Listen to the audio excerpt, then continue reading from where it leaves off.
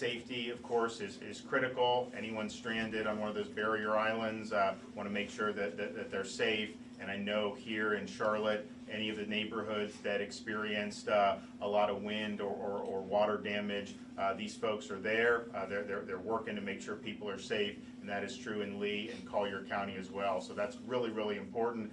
We also got to just stabilize the area with these key services, and so we've got a huge amount of resources that have been brought to bear to be able to do that, and we're going to continue doing it. This is going to be a 24/7 operation because we realize how important it is. We also understand there's a lot of people that have asked what they can do to help the people of the state of Florida, particularly down in this region, and the First Lady will talk in a minute, but we have a fund, floridadisasterfund.org, floridadisasterfund.org. You can make a contribution, and the age that are being used, and that's important. We don't necessarily need people to send us stuff.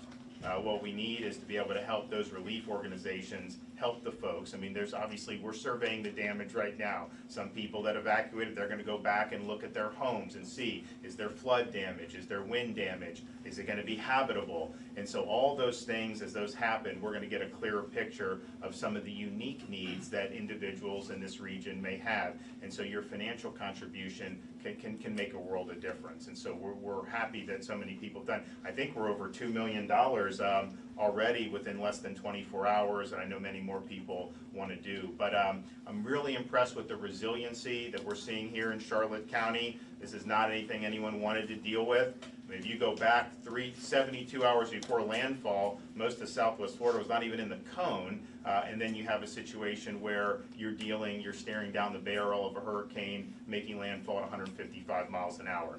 So the response here and just the way people have reacted has been very, very impressive, and we understand this is just the beginning. There's a lot more that's going to need to be done, and the state of Florida is going to be good partners with the folks here at the local level. I'm going to let the First Lady talk about relief efforts, and then we'll have Kevin Guthrie and then Eric Szilagyi from FP&L will give an update on the power situation. I just have to echo that. We are just so proud of the people of Southwest Florida, the resiliency and the courage and strength that you're exhibiting, the people here at the Emergency Operations Center, and frankly, people across the state of Florida. We just couldn't be not more proud of what you have done to support your fellow Floridians and also the people across the country. So the governor mentioned a second ago the Disaster Recovery Fund, disasterrecoveryfund.org.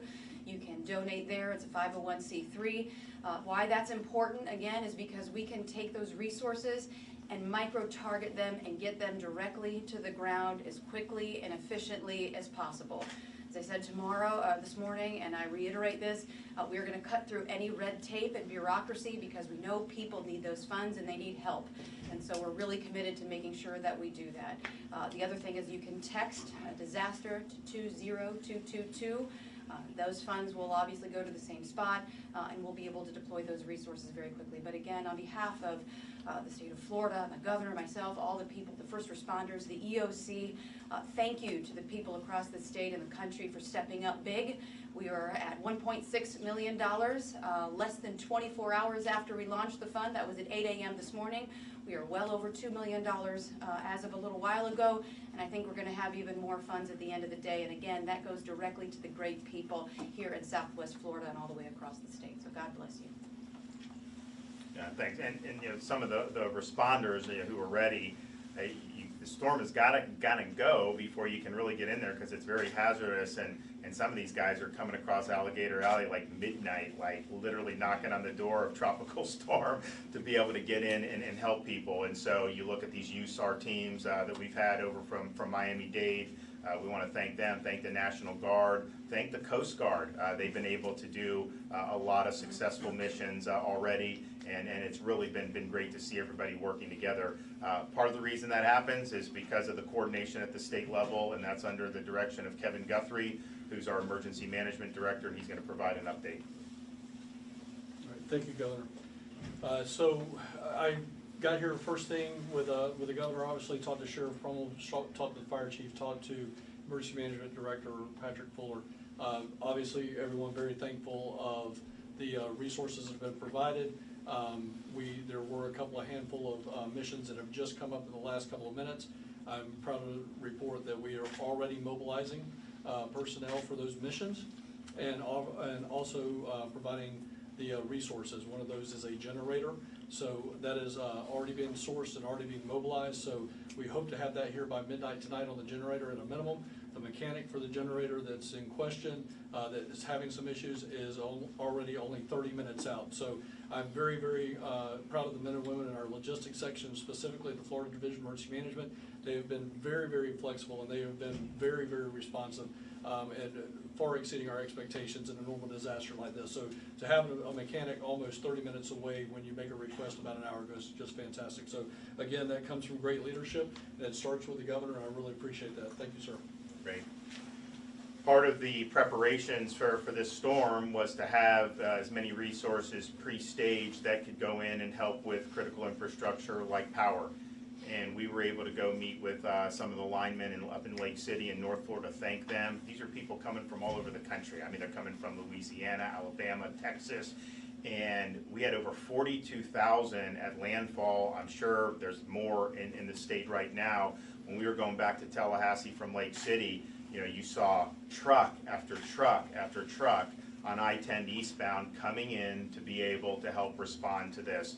And part of the reason we're able to do that is because, you know, we've got a lot of utilities that this isn't their first rodeo. They take this very seriously. They learn from past storms, and they put that knowledge to good use. And so Florida Power and Light has the biggest footprint of personnel that have been brought into the state to help get everybody back. And Eric Szilagyi is here, who's the president of FPL, and he's going to provide an update on their efforts. Thank you, Governor.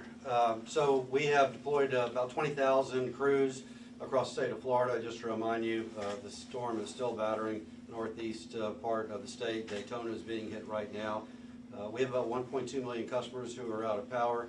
But we have been able to restore over 700,000 customers before the storm has even left the state, and we're going to continue to work 24/7 to do so. I'm actually pleased with parts of the system that I've seen a little bit further to the west of here is in good shape. At FPL, we did not lose one single transmission tower, so that is critical. The backbone is up and operational.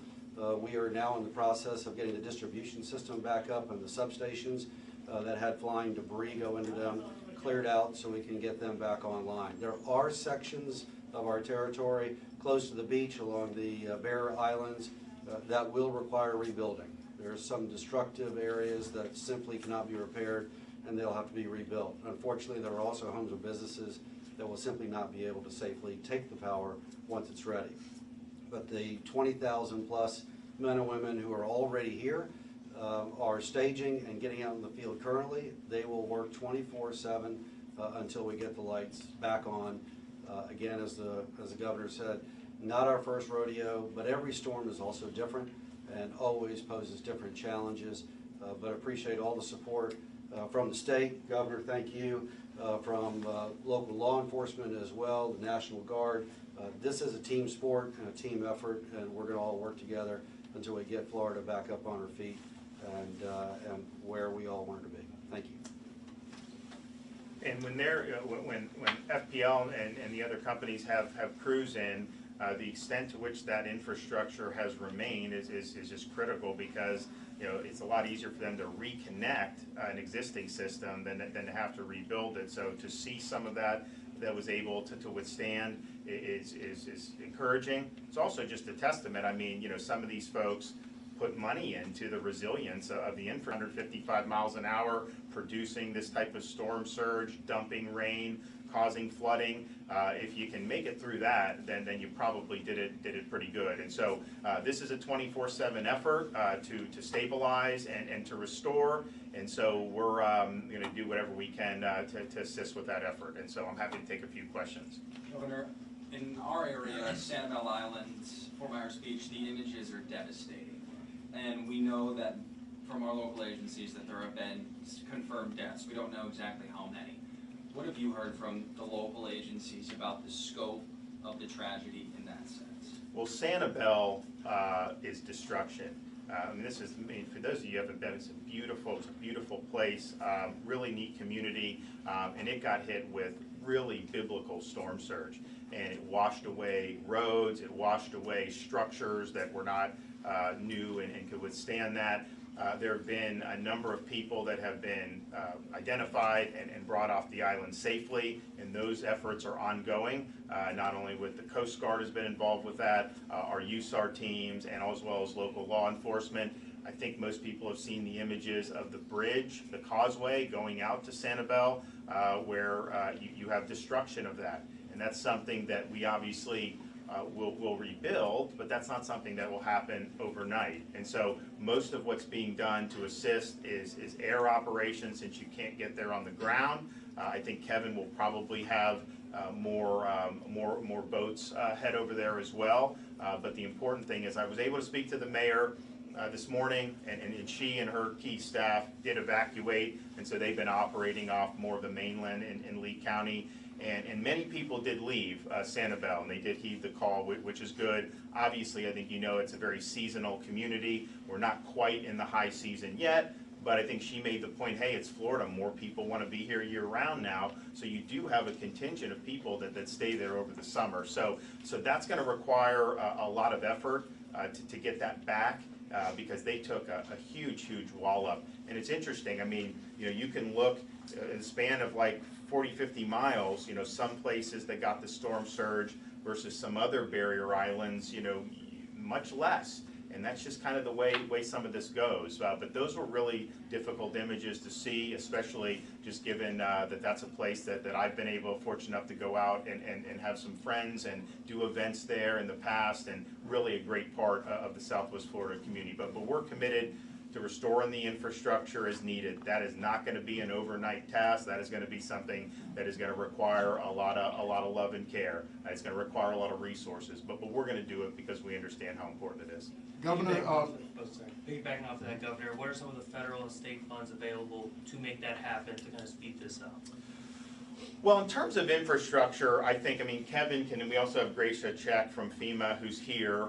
We've gotten approved for, 30 days they approved us? 30 days on category B and A at 100%. Okay, and that's more of like the immediate. So that's on the public assistance side, but this particular county is under an individual assistance major disaster declaration, so we will set up the disaster recovery centers, and we'll have people be able to register for that. So that's on an individual basis, and so somebody loses their house and they may need temporary assistance, a hotel accommodation, something like that, they're going to be able to do. Jimmy Petronis, who's here, our CFO, as part of those recovery centers, they're going to have insurance villages. You know, if you look at what Lee County had to deal with, these are massive flood events. And so most of these people who have mortgages and they're in a flood zone probably had to have flood insurance. So they're gonna have people that could help with those flood claims. You also have wind damage with the traditional homeowners insurance policy. So that's gonna be important. In terms of the overall infrastructure, obviously we'll seek federal support for that, but we're also, you know, Florida, we're well positioned financially right now to get through this. I mean, we have the largest budget surplus we've ever had, and we've worked very hard, of course, to keep the economy open and make this a state people wanted to be in. And so we're seeing historic reserves, even as we've continued to break records with the revenue coming in with no income tax and low taxes. They revised it in August saying, okay, Florida's getting more revenue. And then in September, we're like $300 million over what they estimated. So we have put an emphasis on infrastructure, partially because the state is growing, but we understand in a situation like this. You know, we had a bridge knocked out with Hurricane Sally because you had a barge that was left loose and it rammed in the bridge. So we were able to fix that, but it's not something that happens overnight. So to me, I think the more issue is, we'll have resources between federal and state and local, I'm pretty confident of that, but it's, okay, this is an island that you're not gonna be able to access by car until that is done. And so what's going to be the plan to do? And that's just going to be something we're going to consult with the local leaders at the city level and at the county level to try to figure out what the best is. But you know, when you deal with these things, you stabilize, you provide the help with people. but you want to get back to some semblance of normalcy as quickly as possible. And it's going to be harder in some areas than others, but I want to, let's work on Sanibel and let's bring it back to where it was as soon as we can. Governor, for properties that were totally wiped out, how should it be determined if flood insurance or wind coverage should be appropriate? And how was that determined during Mexico Beach? Well, so that's kind of an age-old thing on these storms. I mean, you'll have disputes because obviously if you have both policies and you file a flood claim, the flood is going to want you to file the wind claim. The wind is going to want you to file the flood claim. What I would say is when you have surge that's 10, 14 feet, when you have 6 feet of water in somebody's home, to me, that's a flood claim. And it doesn't mean that they may not have also suffered wind damage, because as we know, it was a really significant thing. But wind alone is not going to cause the 6 feet of water. I mean, that's a flood event. And it's not just in the barrier islands, which of course had a lot. You go in some of the places in Lee County, that are close to the river and some of these inlets, you had massive, massive rising waters. And so that's just something we do. I mean, that's what was happening with some of the folks who did not do the evacuation. They were hunkering down, and their homes, I think, were totally fine to handle even a really strong wind event. The problem is if the water is rising, you're in your living room, it's a foot, 2 feet, 3 feet, they're the ones that were calling saying, hey, this is a big problem, and of course it is. So I think at the end of the day, in Lee County, I think most of the claims are going to be flood claims. I think in Charlotte, maybe the mix will be a little bit different because I did see, some wind damage, and I think that those claims would be appropriate. But clearly, when you're in those flood areas and you have the water rising like that into your living room, that is a flood. And Governor, speaking to people today about the insurance, they worry, sometimes, the insurance companies will shuffle their feet on a normal stance, on a normal situation. And now we have this where everyone's going to be flooding the insurance companies. What's your message to those people who might be worried that the insurance companies might not be acting fast enough? Well, Jimmy, where's Jimmy at? Yeah, so, and I'll let him say, but part of the disaster recovery are these insurance villages. He's done a great job of leading. He's getting the carriers all together. They're going to have a footprint in all these affected counties. People are going to be able to go and they're going to file claims. There's already been things done with our insurance regulation agency. Go back 10 days, none of those cancellations are valid, and you can't cancel going forward for another couple of months. So there's already actions being taken, but I'll let Jimmy come up and do that. And look, at the end of the day, we've had a lot of issues with property insurance, but a lot of that is because of lawsuits and a lot of things that don't focus on the core business. This is the core business of paying these claims, and we understand the time is of the essence. Thanks, Governor. Yep. So we've got a preliminary site set up. We'll make sure it's coordinated with Kevin Guthrie's team in the county. But we'll probably pick a large spot. Initially, insurance carriers will come in. We'll probably have somewhere between 20 and 25 carriers come in. They'll probably set up in RVs, and they will start writing checks initially. That will be living expense money. This will be the dollars just to help people go find a place to live, sustenance dollars. Then you'll be signed up where adjusters will come and inspect the damage. Now here's the most important thing I need you to take away from this conversation, is the predators that are going to come up, that are going to initially try to sign up construction management contracts, public adjusters. They're going to come in like a bunch of locusts, and they're going to try to hit the neighborhoods, and people are vulnerable right now. They're going to look for a solution, and their solution is always going to be important, but that solution is not going to be knocking on the door every time. If it sounds too good to be true, it is. So please, that first phone call that you're going to make needs to be to either your agent, your carrier, or to my office at 1-877-MY-FLCFO. If one of the first 3 phone calls you make in your house in order to get an insurance claim solved is to one of those 3s, there's almost 0 chance you can be taken advantage of. But Panama City was my hometown. I lived through Hurricane Michael. We did 12 insurance villages there over a year span. So we're going to be here bringing the carriers back, and they will write checks on site, okay? But when you start complicating the claim because you've allowed predators to get involved with your claim, you're going to drag it out. So the best solution is between you, your carrier, and us. The more people you bring into it, the harder it's going to be to get a settlement that's going to be fair for everybody. And look, at the end of the day, if your carrier doesn't want to work with you, that's when you'll call my office and we'll take them to task. And I think and what I've asked Jimmy to do is also have people with assistance for the National Flood Insurance Program claims. They obviously have their homeowners policy. Many people have both.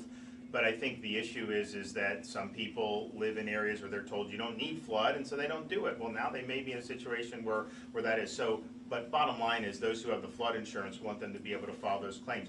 Take pictures of the damage of your home and have those so that you can present those and so you can get paid quicker. If you took pictures of the water line, if you have 4 feet of water, you took pictures, bring that with you. If the water's gone down but you see where the line was, take pictures and document that so that you can go in, present it, and there's not going to be any questions. But Jimmy made a good point. You start signing up, some of these people will swoop in and they'll want you to sign this stuff. And it just hasn't worked out well in the past in Florida. Unfortunately, when you have disasters, there's some people that want to prey on people when they're in vulnerable situations, and we do not want that. The other thing I would also say, just from looking at some of the images that we've seen on TV, there's going to be a lot of automobile insurance claims potentially. I can tell you, my wife, we lost a car in Irma, and thank God we had USAA because they literally cut us a check very quickly. So hopefully all the auto insurance are going to be able to do that. But we literally we're seeing cars washed away, cars totally submerged, and so we understand that people are going to need to be able to get that claim. But when we did it with Irma, we got the check within like a week. They came out, they did it, they gave us the check, and honestly, it's not like losing a car only is like the worst thing in the world. I mean, we were fine, but I mean, to be able to have that, you know what you have to do. You need to buy a new car, you need to do. So I appreciate what Jimmy's doing. I think it's important to get the carriers in to let people go, to make these claims, and let's get these things processed as quickly as possible. All right, thanks everybody, appreciate it.